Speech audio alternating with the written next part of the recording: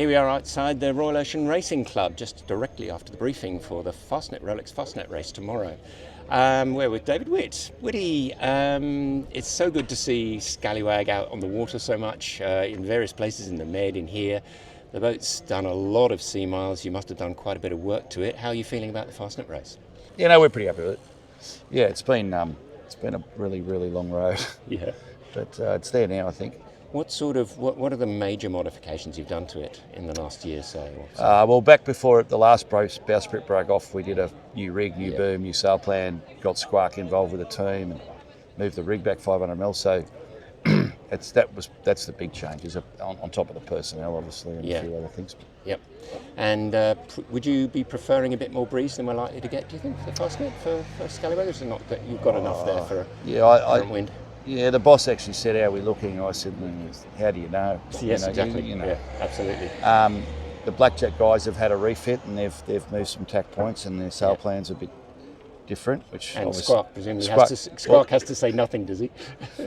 He doesn't come with us if he doesn't say nothing. If you're a scallywag, you tell me everything or you don't come. That's it. So we know what they're doing. We know what it is. How it'll be, I don't know. I'm sure it's similar to what we did. So I'm sure they'll be better. Yep.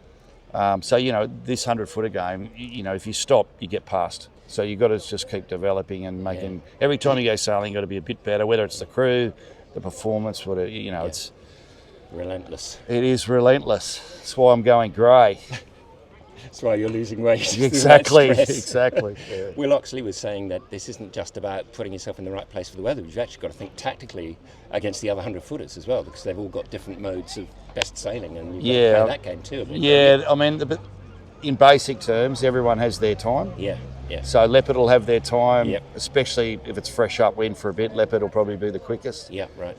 VMG running, full proper VMG running from the rock, Blackjack will have their time and go deeper. Yep. And then if it's just a little bit sort of in the... And then it's sort of, when we built the boat for Sid, we wanted to build an all-round VMG boat, not a Comanche that goes to the corner. Yeah. And unfortunately, this is how it's panned out. We've never had...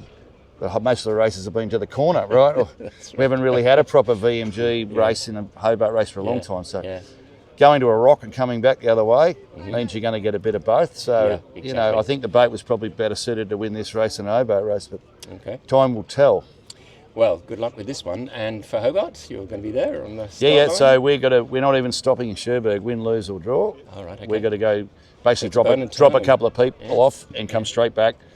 Rig out. We're on a 7-star ship back for the Hobart race. Right, cool. So that's the last, maybe the second last jewel in the crown. So, but that's one at a time. One at a time. Absolutely. Thanks, Witty. That's great. And good luck with the Fastnet. Thanks, mate. Good on you. It's good to see you, Crosby.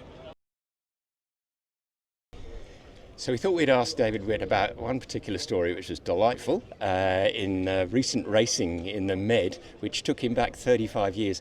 Witty, you came and you ended up doing battle in 100-footers with somebody you used to sail with. Tell us a little bit about how that was. Yeah, so a very famous Volvo Ocean Race sailor, one of the most famous, Neil McDonald, 35 years ago came to Australia to be my bowman and 18-foot skiff.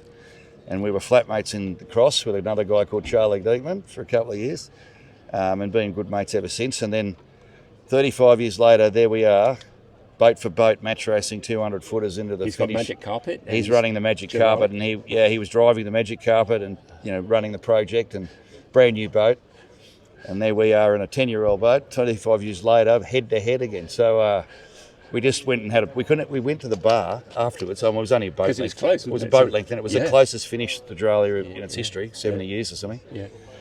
We went, stood at the bar, and basically just looked at each other and had a beer. We couldn't really get many words out. We couldn't believe that life goes full circle like that. That's fantastic. That's so good. That's a great story.